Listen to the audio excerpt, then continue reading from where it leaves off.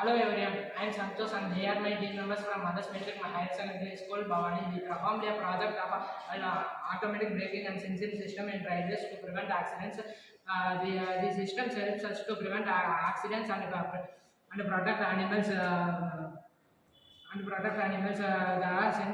If in case of any landslides or animal is on the track of the railway track, it is sensed by the train and the train was stopped.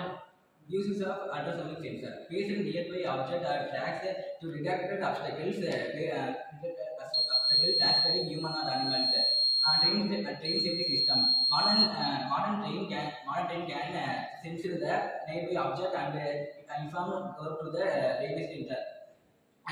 In India, where many accidents was occur in the Indian railway, in India railway is to bring the project that is useful for our environment. The project that is used to save the animal from the accident.